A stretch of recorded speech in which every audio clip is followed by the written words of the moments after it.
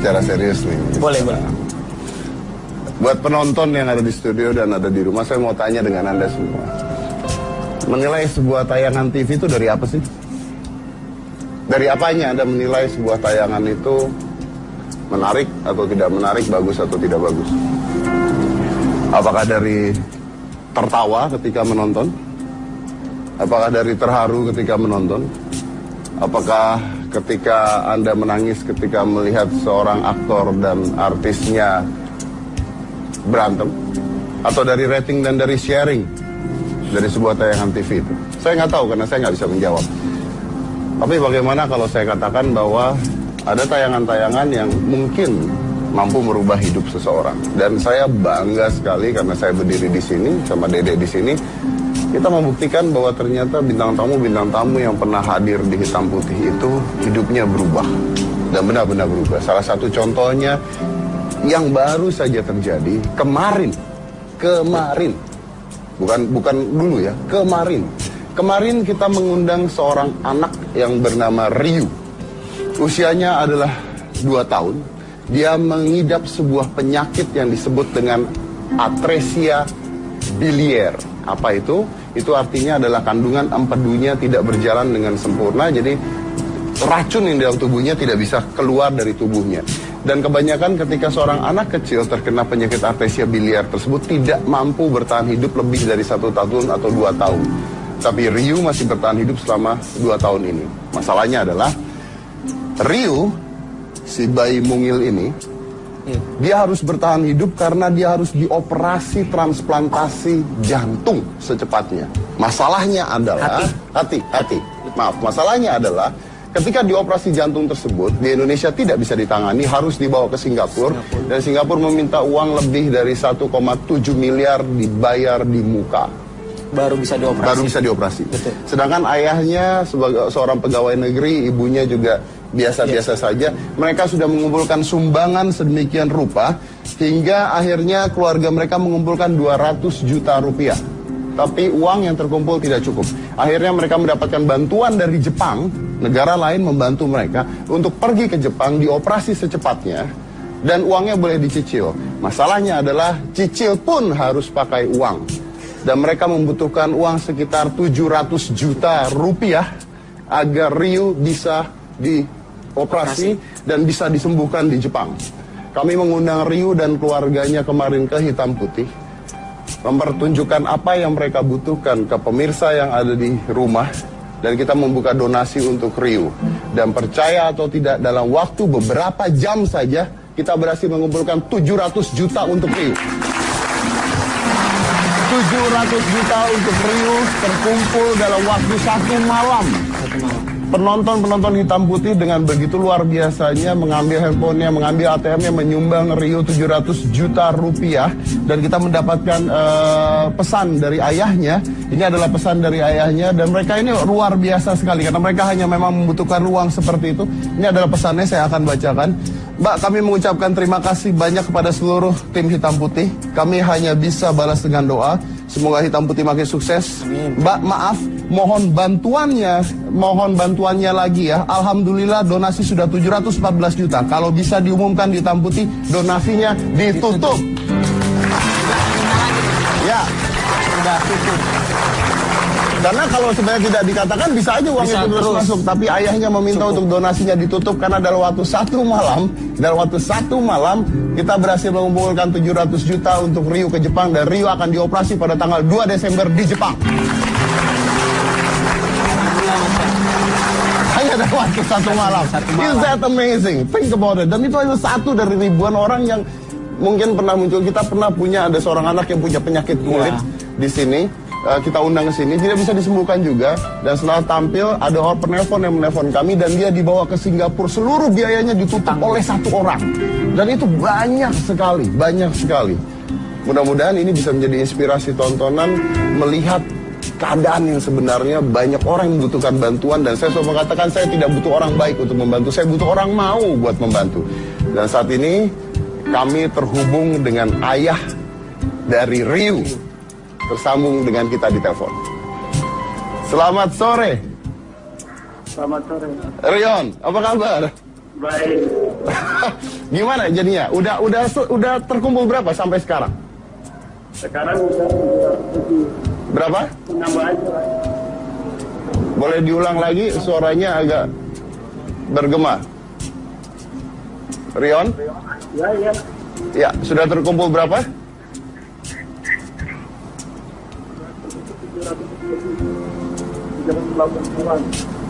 Maaf, suaranya tidak jelas. Halo? Iya. Oke. Ini di depan TV, kalau di depan TV, TV-nya boleh dimatikan dulu. Oh, iya.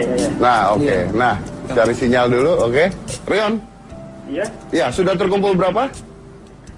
700 lebih, udah 80-an, terus nambah lagi sekarang. Jadi? Berarti udah lebih dari yang kita inginkan. Oke, berarti Rion sendiri meminta untuk penonton Hitam Putih untuk menyetop donasinya, betul? Iya.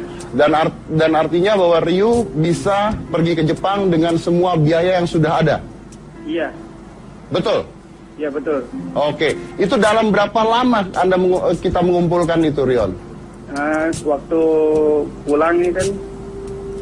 Apa? Waktu pulang sampai rumah. Waktu pulang sampai rumah? Ya, jam 10 malam. Jam 10 malam? Saya cek totalnya 714 juta. Berarti dalam waktu 3 jam kita mengumpulkan donasi tersebut? Iya. Luar biasa.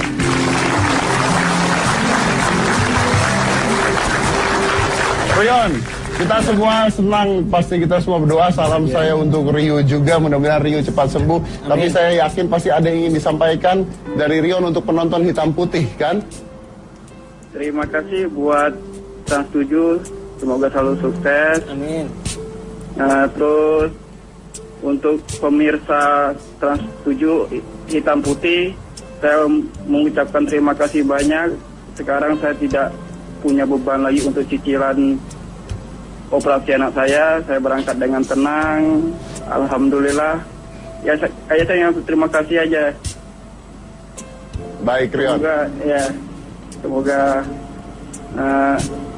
seluruh para teman-teman yang bantu dibahas oleh Allah. Ya. Baik. Terima kasih banyak Rion, dan ingat ketika nanti Ryu sudah dioperasi, bawa Ryu kembali ke Hitam Putih. Saya ingin lihat keadaan Ryu setelah dioperasi. Oke, Rion? Iya. Baik, salam saya buat Ryu ya. Terima kasih.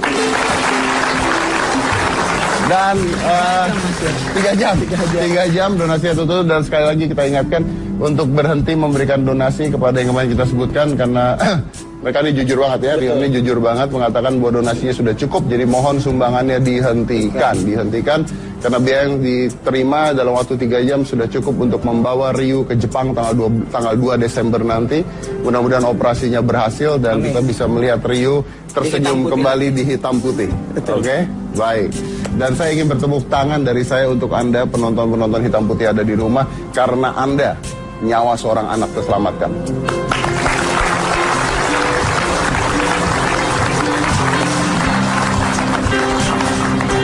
Setelah ini saya akan menghadirkan seorang bintang tamu. Bintang tamu saya ini kita akan membahas dari sisi yang berbeda. Ini adalah anak usia 12 tahun. Nah, mungkin Anda sering dengar atau sering lihat ketika anak-anak ini suka berenang di pelabuhan. Di pelabuhan. Ya, tempat tampar kapal bersandar, Mas. Betul. Nah, dia itu berenang dan ngumpulin uang, koin, logaman yang dilempar dari penumpang. Nah, itu sering banget kan. Setiap kali kalau Anda naik kapal itu orang suka ngelemparin duit. Ini banyak anak-anak yang berhubung seperti ikan ngambilin duit logam yang dilemparkan. Pertanyaannya adalah, ternyata pekerjaan itu tuh banyak banget dilakukan oleh anak-anak di Indonesia yang adanya di pelabuhan. Seperti apa kehidupan mereka dan layak nggak sih seorang anak kecil bekerja seperti itu? Setelah yang satu ini, jangan mana-mana, tetap di Hitam Putih.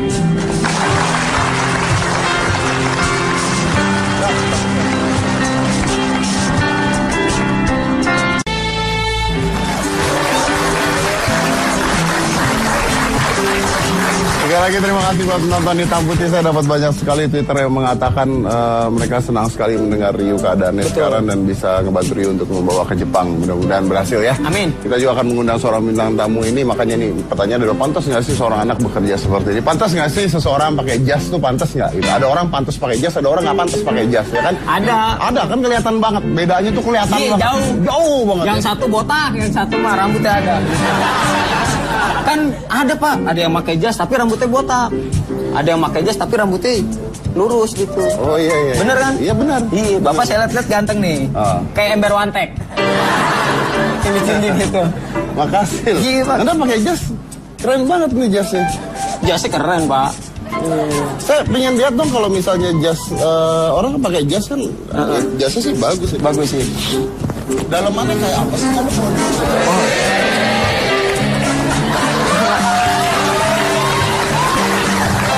Aduh. Aduh. Ya, Pak. Halo. Master mah.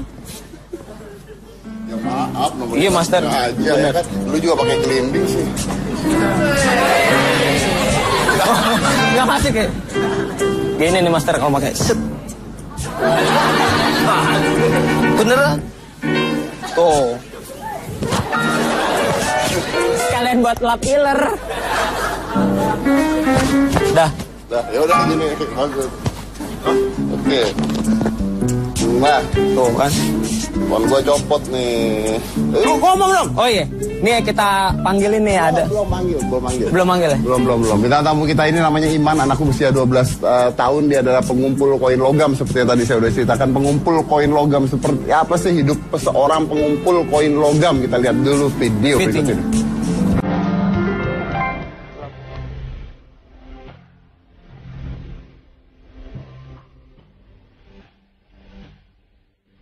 Imam adalah seorang bocah logam. Ya, inilah sebutan bagi para penyelam koin di Pelabuhan Ketapang, Jawa Timur. Siswa kelas 6 SD ini sudah menyelam sejak usianya 6 tahun. Imam dekat menyelam mencari kepingan uang logam demi membantu neneknya. Ibunya pergi ke Malaysia untuk menjadi TKI sejak Imam berusia 3 tahun. Namun hingga kini ibunya tidak pernah kembali.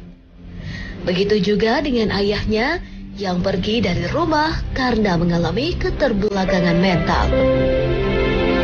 Imam harus berjuang dengan cara bekerja serabutan demi adik dan neneknya.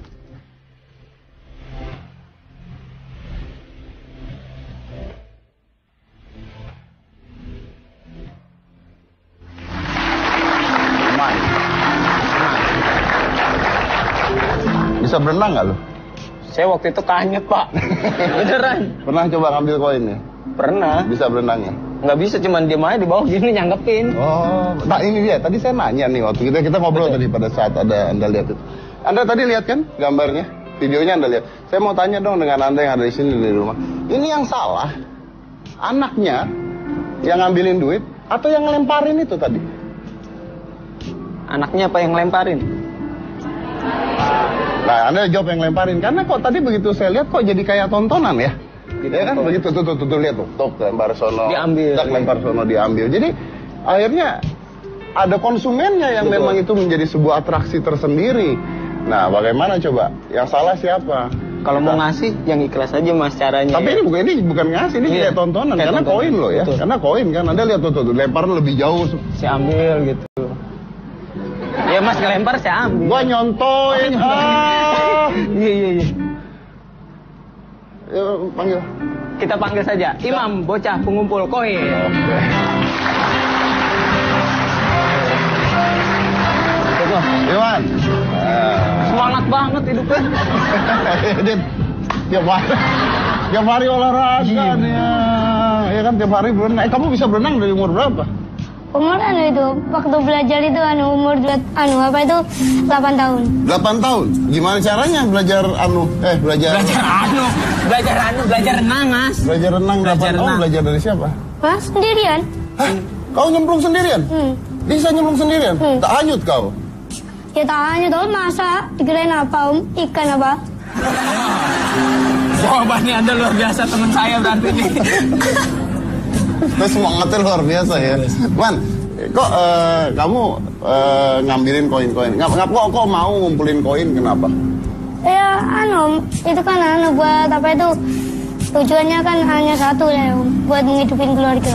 Buat ngidupin keluarga. Wah, ternyata tujuannya buat menghidupi keluarga. Nih, emang sehari bisa dapat berapa, Bang? Sehari ya kalau lama ya, Om dapatnya 20, 30. 20.000? Iya. 30.000 itu koin berapaan yang dilempar? Yang 1.500, ada juga uang kertas itu. Oh, ada uang kertas, ada juga yang lempar. Iya. Nah, kalau koin dilempar kan Ke dalam otomatis. ke dalam. Ya itu otomatisnya itu Om, pakai prinsip. Kita itu harus Pakai prinsip. Aduh. Ini Pak. Ini cerdas nih. Ini anak hidup dengan sebuah prinsip loh. Prinsip. Anda zaman sekarang belum tentu dapat kerjaan sehari 30.000. Iya benar. Ya kan? Prinsipnya bagus, Pak. Prinsipnya apa itu? kalau menyelam itu harus perlihatkan dulu suasananya kayak gimana, keadaannya kayak apa gitu. Habis itu kalau jarak jauhnya aja tuh harus memakai pandangan dengan mulus.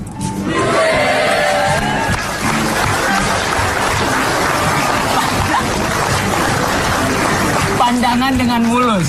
Ya, tapi ya ini kan koin dilempar nih, Mas. Seng. Terus kenapa gue jadi bilang seng?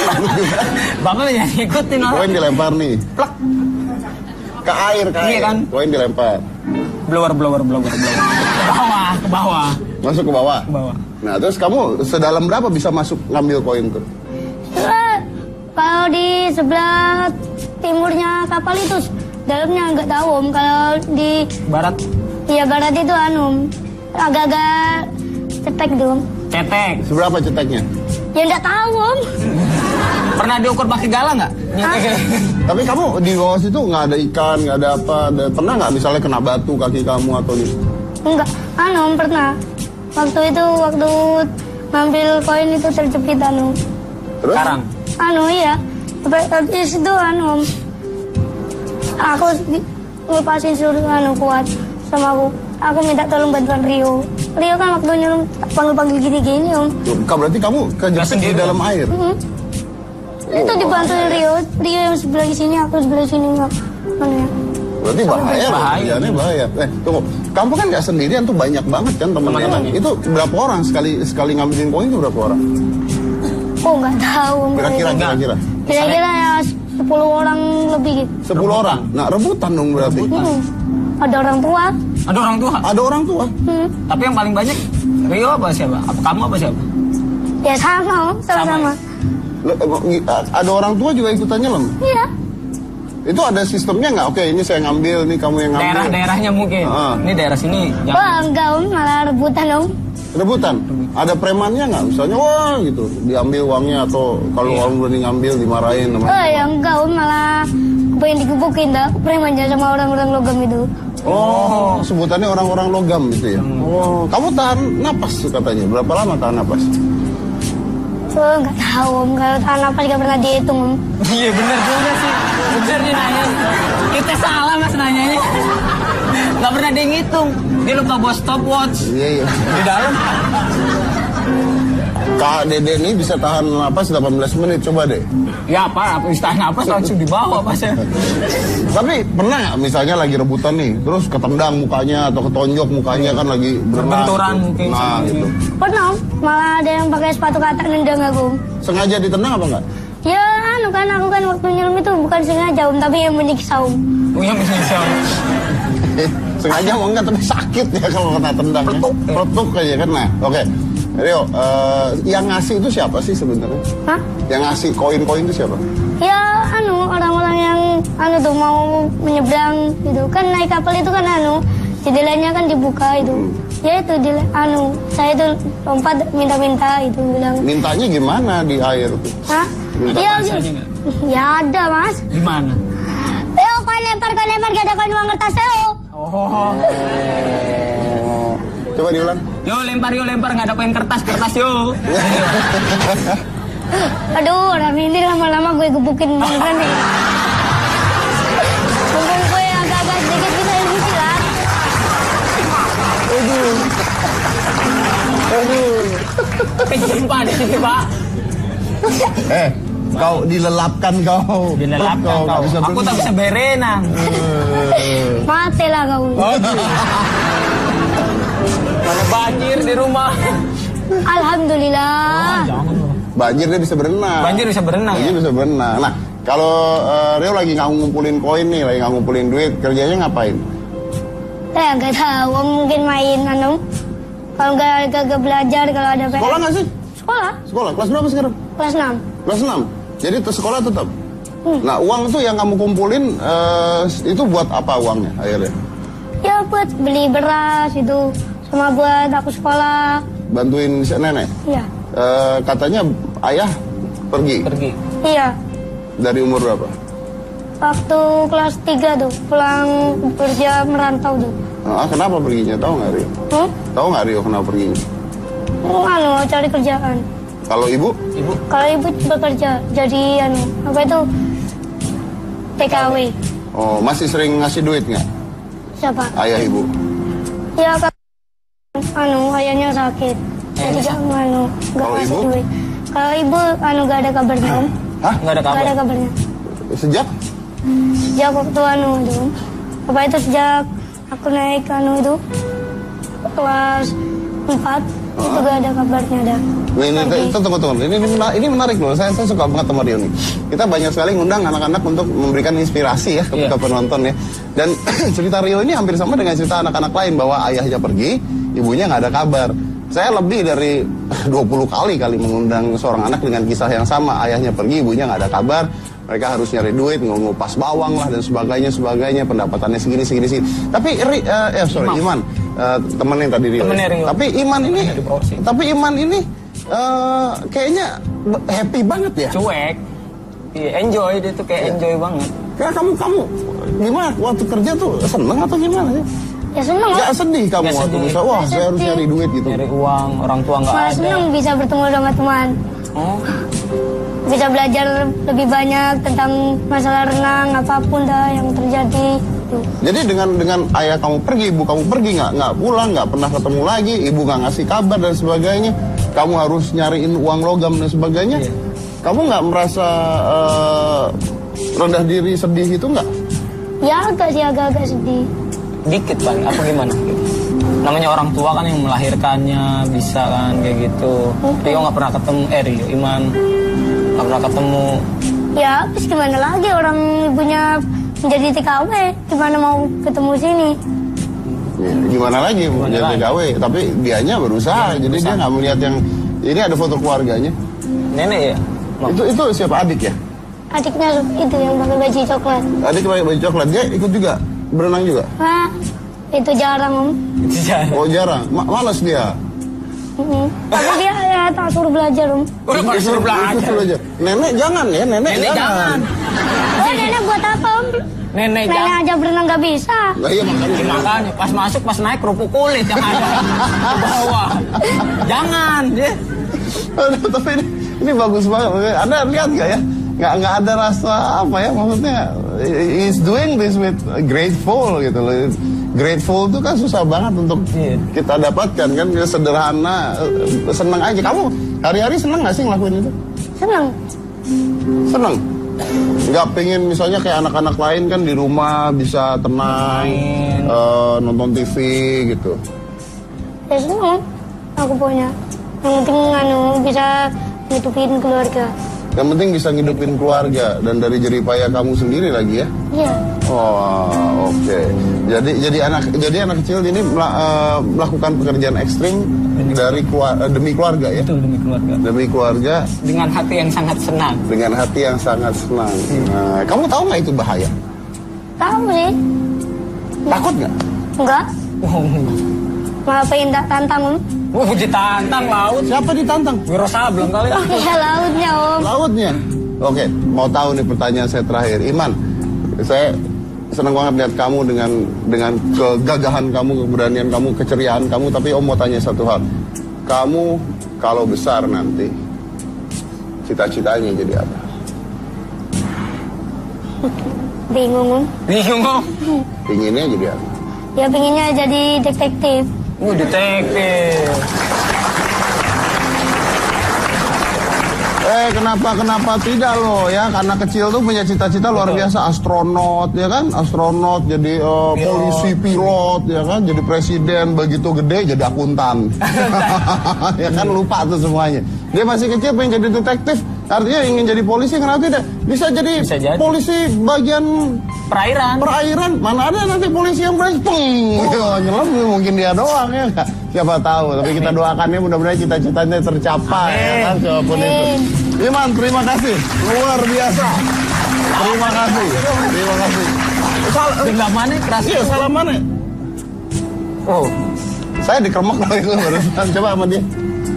Tuh, tangan saya pada bengkok Pak itu bola. Oke, terima kasih banyak Iwan, dan mudah-mudahan bisa memberikan inspirasi. Ini inspirasi yang berbeda. Kita nggak mengangkat dari kesedihan ya, karena nggak ada kesedihan di muka dia, tapi kita mengangkat dari apa ya? Perjuangan dia dan melakukan hal-hal yang sebenarnya tidak mungkin tidak layak dilakukan oleh anak kecil, tapi dilakukan dengan senang hati. Tujuannya satu, membantu keluarga, apalagi. Tapi dia senang melakukan hal itu tanpa rasa malu, tanpa rasa takut, tanpa rasa sedih dan sebagainya, dengan kesenangan hati. Kita akan lanjut lagi Hitam Putih, dan kita akan ngobrol dengan bintang tamu lainnya selain satu ini. Jangan mana-mana, tetap di Hitam Putih.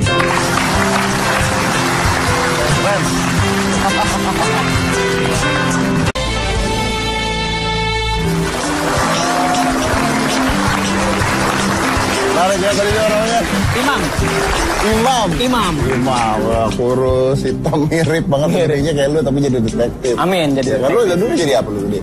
Dia dulu jadi masinis, cuman jadi cleaning service. Sih, tapi kan rezeki sekarang betul, amin. Berubah. Jadi ternyata rezeki tidak tergantung dari wajah ya. Wajah. Katanya lu mau juga minta donasi buat rubah wajah. Enggak, bohong, jangan. Ntar pada masuk bingung Pak, saya suruh ganteng, orang-orang pada kaget lagi. Oh iya, ntar ganteng nggak laku ya? Nggak laku. Iya bener, biarin aja gitu. Oke, kita punya bintang tamu satu lagi. Bintang tamu kita ini adalah seorang anak dari seorang penyanyi senior, Ismi Aziz. Dan dia lagi mengikuti jejak karir ibunya. Tapi saya juga mau mengambil dari sisi yang sedikit berbeda nih tentang perjalanan karirnya itu. Dan dia datang dengan seorang teman duetnya. Ini adalah Ica dan Zira.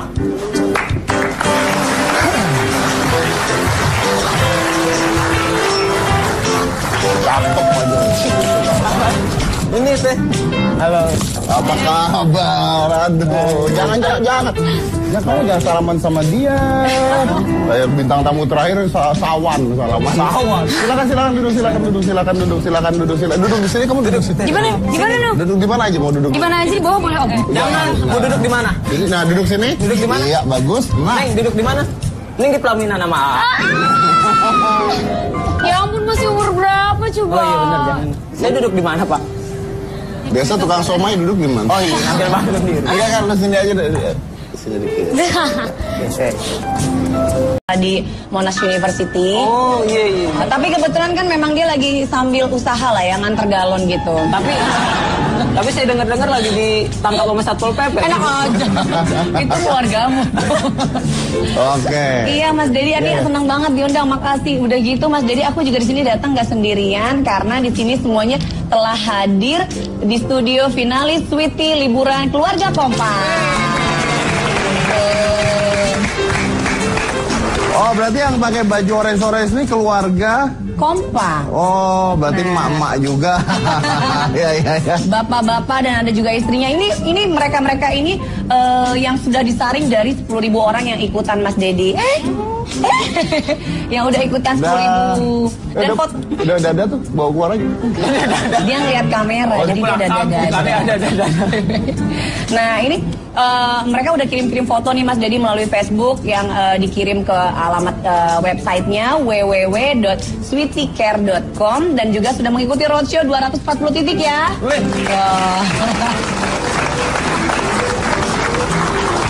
Lihat kan, kompak banget kan Mas Dedi. Ini mereka nggak dikasih tahu aja seragamnya kompak loh. Oh, luar biasa ya. Berarti yang kuning-kuning juga kompak ya? Dikasih tahu seragam. Yang biru-biru kompak semua.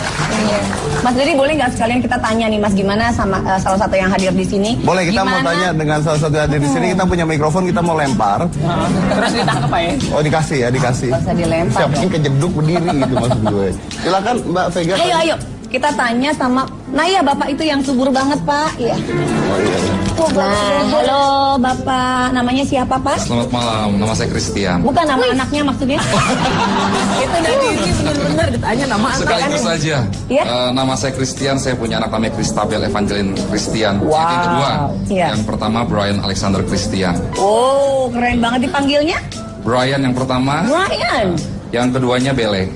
Bele. Iya. Bele. Kamu belek beda ya. Saya Ibu, aduh. Mas Dedi, mungkin aku mau tanya nih sama Bapak nih yang sebagai salah satu keluarga kompak ya. Gimana sih tipsnya biar bikin keluarga jadi kompak gitu? Yang pasti kita sekeluarga, saya, istri saya sama kedua anak, kita sering ambil hangout bareng ya. Kemana biasanya Pak? Ke mall gitu, atau liburan, atau ke rumah mami juga. Biasanya kita bareng-bareng. Nggak pernah satu anak itu ketinggalan. Iya, Ya kalau ketinggalan enak kelewatan. Enggak, maksudnya nggak ditinggal gitu, pasti selalu sama-sama. Oke. Lalu terus biasanya itu harus ya setiap weekend, berarti quality time harus weekend, liburan kemana gitu? Iya, Sabtu Minggu itu waktu wajib ya. Waktu wajib. Karena Senin sampai Jumat kerja. Ya, sama kayak saya juga gitu. Saya selalu bawa anak, ibunya saya tinggal. Lanjut. Ibunya yang mana sih Pak? Saya belum kenal loh. Belum ketahuan sampai sekarang. Yuk lanjut. Iya, biasanya Sabtu Minggu kita ngabisin waktu dari pagi sampai malam. Kadang-kadang pun kalau nggak ke mall, kita biasa di rumah main-main sama anak-anak sampai sore. Nanti mandiin juga mereka, istilahnya dari bangun tidur kita siapin mereka, mandiin, makannya juga kita suapin juga. Itu yang bisa membangun hubungan kita sama keluarga tetap kompak satu sama lain. Wow. Itu dia. Luar biasa, boleh tepuk tangan dong. Terima kasih. Kalau lu sendiri ngurusin anak sendirian? Sendirian. Oh, Mas suami Dedi. kemana? Anak suamiku long distance. Oh, long distance. Lagi ambil sekolah lagi Mas Dedi. Tapi kan weekend aku juga kayak Bapak Christian ya, bareng juga. Bang Tega saya denger-denger hangoutnya ke material ya? Masa kamu beli bangunan? Material. Ya biasa lah Pak, kalau Bapak mungkin ke mall ya. Kalau keluarga kita sih sebenarnya biasa aja. Kalau liburan mungkin kita keluar negeri aja lah, biasa. Kadang-kadang kalau kita ke Eropa, pagi kita berangkat, sore kita balik aja. Luar biasa. Ya. Condet Bu perasaan. Kalau mau ganti baju segala yang ngurus siapa? Kamu? Aku, Mas Dedi, ini anakku ini cewek. Kelihatannya memang kalem ya. Enggak? Baru dibilang kalem. Tapi ini emang lagi nggak bisa diemnya banget Mas Dedi. Jadi sangat aktif banget, nggak bisa diem. Kalau diganti makanya cocok banget pakai sweaty pants-nya Mas Dedi. Nah, nih Dek, sini Dek. Sini ya Mas Dedi. Ini kan berhubung aku juga ibu yang modern dan aku tuh sadar banget kualitas itu nomor 1 dan juga aku sangat memperhatikan kesehatan anakku Mas Dedi. Jadi aku memilih Sweety Fit Pants. Gak ribet tuh gantinya, gak ribet. Gak ribet, jadi walaupun Nadeva nggak bisa diam, terus juga emang lagi lari-larian, aku tetap bisa gantiinnya dengan sangat mudah sekali gitu. Nah ada juga keunggulannya nih Mas Dedi, Sweety Fit Pants ini mempunyai 3 keunggulan sempurna. Yang pertama yaitu fit sempurna dengan karet pinggang yang elastis. Pastinya lebih pas dan fit bayi. Kedua juga lebih lembut, sempurna, jadi terdapat kandungan aloe vera yang bisa membuat ekstra lembut dan mencegah iritasi. Kadang-kadang kalau sering terlalu pakai diapers itu kan anak-anak suka iritasi tuh Mas Dedi. Nah ini karena ada kandungan aloe veranya jadi tetap aman. Dan juga menyerap sempurna, jadi daya serap maksimal dengan perlindungan 360 derajat anti bocor. Jadi si anak bisa bebas bergerak dan juga pokoknya walaupun posisi gimana pun nggak akan bocor. Desainnya juga lucu banget Mas Dedi, bisa lihat ini sekarang ada yang baru namanya Hello Kitty dan Dear Daniel. Hadir dalam Sweety Fit Pants. Dia suka kan? Karena emang anakku nih kebetulan suka banget Hello Kitty. Kalau aku kan suka karakter Annabelle. Boneka serem itu Bu. Enggak ya. Aku suka Hello Kitty juga. Nah jadi sebelum aktif kayak sekarang nih, dulu Nadeva Mas Dedi biasanya menggunakan Sweety Safe and Soft. Yaitu kelebihan dari Sweety Safe and Soft ini, lapisan kering bergaris yang bisa menyerap lebih cepat hingga cepat kering dan perekat pintar yang merekat kuat hingga berkali-kali sehingga ini anakku Nadeva nih bisa bebas bergerak. Pokoknya Mas Dedi, Sweety itu baby's best friend banget deh. Oke. Thank you banget. Tapi memang ini bagus banget tadi di belakang aja saya lihat Dede aja pakai kok ya. Udah nggak ada ukurannya, Salah kirain ini pakai. Iya. Tapi thank you very much for all coming here. Terima kasih semuanya udah hadir di sini juga. Mudah-mudahan tetap bisa memberikan inspirasi buat penonton yang ada di rumah. Dan tadi kita sudah ada imam. Betul. Imam yang karena belakang diajakin berantem ya. Diajakin berantem. Siapa yang dimatiin? Tapi bagus. Dan ada duo, bukan duo nih ya? Bukan, featuring. Jadi geraknya gimana? Ada Ica featuring Azira, ya. Oh ini Aska udah gede aja sih Mas Dedi. Ini bukan Aska. Kalau Aska kayak begitu gedenya saya bunuh diri. Jangan dong, jangan Mas. Tapi kita bisa lihat bahwa ini adalah contoh ya, seperti imam dan sebagainya. Keadaan tuh nggak bisa dirubah. Kadang-kadang kita ditaruh sebuah keadaan yang tidak menyenangkan. Ya mungkin tidak begitu menyenangkan, tapi bagaimana caranya Anda menghadapi sebuah keadaan tersebut. Saya teringat dengan Viktor Frankl, itu adalah seorang psikolog yang pada saat itu ditaruh di kamp konsentrasi begitu lamanya. Dia melihat banyak sekali kejadian terhadap anak istrinya, tapi dia berusaha untuk merubah keadaannya dari mindset dia sendiri untuk tetap hidup. So remember, you cannot change the conditions, but you can change the way you look. Saya Deddy Corbuzier, inilah Hitam Putih.